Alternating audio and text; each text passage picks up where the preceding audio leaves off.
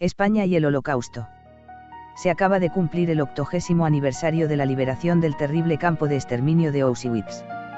Frente a la iniquidad de los nazis y de todos aquellos que colaboraron con el Tercer Reich en el aniquilamiento del pueblo judío, es bueno sacar una parte del lado bueno de la humanidad y de aquellos que arriesgaron por paliar tanta muerte y dolor.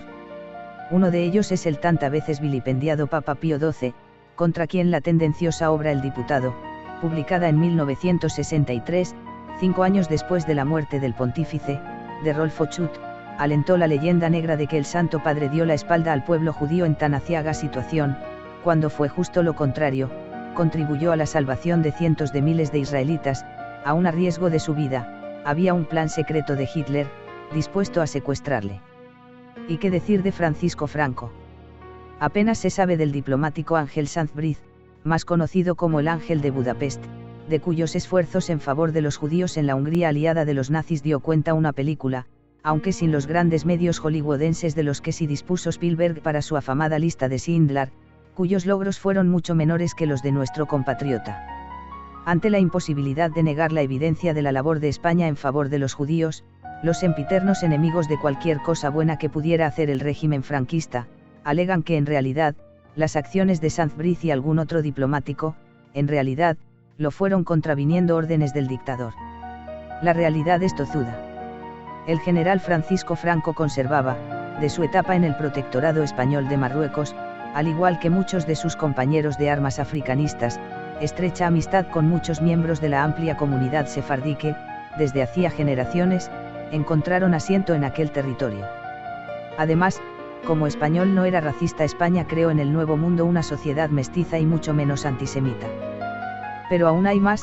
quienes incluso admitiendo que España ayudó algo a los judíos, señalan que en realidad fue en la última etapa de la Segunda Guerra Mundial, cuando ya era claro que la iba a perder Alemania, y para sacudirse el estigma de régimen aliado de los nazis.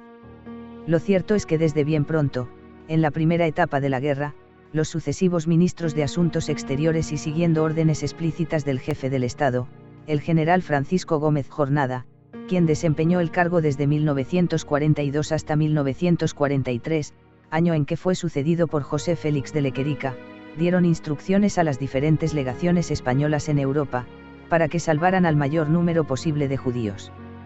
Para ello, se valieron de un antiguo decreto de la época del general Primo de Rivera, emitido en la primavera de 1924 no derogado, que consideraba españoles de pleno derecho a todos los sefardíes.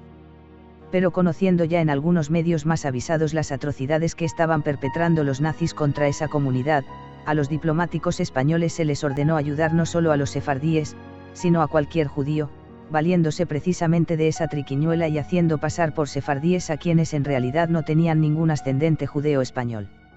El periodista Arcadi Espada, bien poco sospechoso de ser franquista, en su obra En nombre de Franco, presenta un documento que descubrió bien revelador.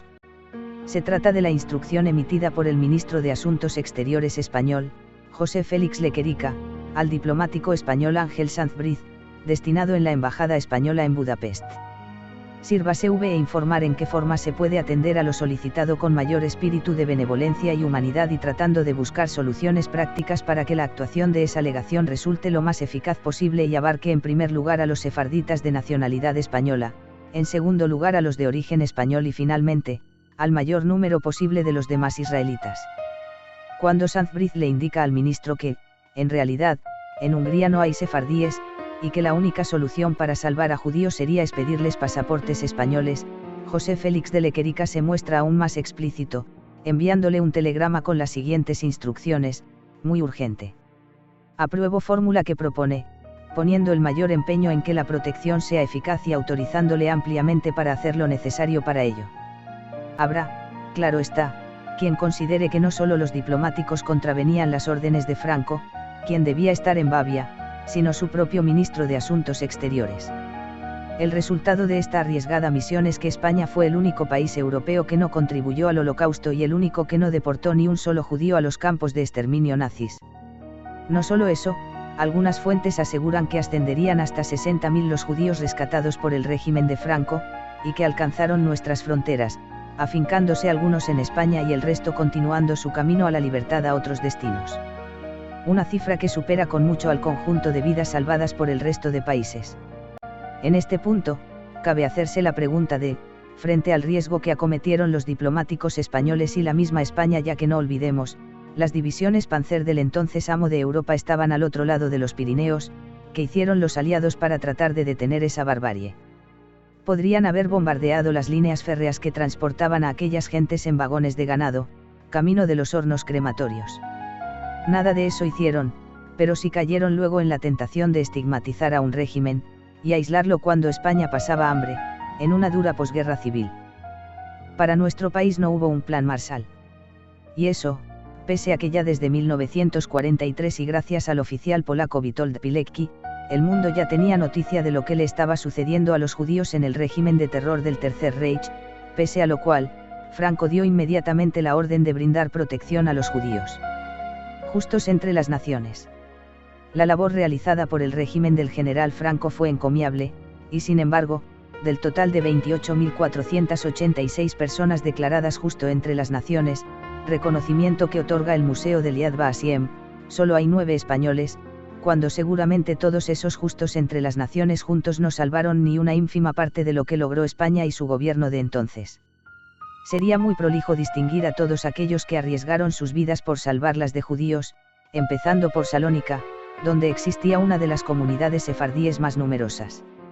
Ya el 4 de agosto de 1943, el gobierno de Franco autorizó su repatriación, siendo trasladados al campo de Bergen-Belsen, donde consiguió sacarles el embajador español Sebastián Romero Radigales, con destino a Marruecos. En esta relación hay que citar al propio Sebastián Romero Radigales, embajador a la legación de Atenas, a Eduardo Praaper de Callejón, diplomático de alto rango en la Embajada Española de París y después cónsul en Burdeos, a José Ruiz Santaella, agregado de Agricultura de la Embajada de España en Berlín, a Bernardo Rolán de Miota, cónsul general de España en París, a José de Rojas y Moreno, embajador de España en Bucarest, Rumanía, a Julio Palencia y Tubau, ministro plenipotenciario en Sofía, Bulgaria, a Miguel Ángel Mugiro, ministro plenipotenciario en Budapest. Su actividad le llevó a ser expulsado de Hungría, y Ángel Sanz-Briz, quien le sucedió como encargado de negocios en la capital del país Magias, en el verano de 1944. Son numerosos los testimonios de numerosas personalidades israelíes, reconociendo la extraordinaria labor España en favor de los judíos, aunque ese reconocimiento no se ha hecho extensible a reconocer como justos entre las naciones a ninguno de sus protagonistas, y muy especialmente a Franco o su ministro José Félix de Legerica, que bien podrían merecerlo al ser los principales artífices de esa labor. Así, Golda Meir, ministra de Asuntos Exteriores israelí y luego primer ministro, afirmó que el pueblo judío y el Estado de Israel recuerdan la actitud humanitaria adoptada por España durante la era hitleriana, cuando dieron ayuda y protección a muchas víctimas del nazismo. Quien fuera primer embajador israelí en España, además de exministro de Asuntos Exteriores, historiador y militante destacado del Partido Laboralista, es decir, socialista y, por tanto, poco sospechoso de ser franquista, señalaría que España salvó más judíos que todas las democracias juntas. Por su parte, el alemán Bernd Raeder, miembro del Centro Moses Mendelssohn de Estudios Judíos Europeos de Potsdam e investigador en la Fundación Willy Brandt, destacaría en su obra Franco y el Holocausto, la labor del único país que tendió la mano al pueblo judío en semejante circunstancia, e ignorarlo es ignorar la historia. El judío nacido en Viena Haim Avni, conocido antifranquista, declaró sin embargo en su libro España, Franco y los judíos, que se puede calcular que se salvaron pasando por España durante la primera mitad de la guerra unos 30.000 judíos, página 89. Para el profesor Haim Avni, de la Universidad Hebrea, especialista en el tema, el mínimo de judíos salvado por España sería de por lo menos 40.000.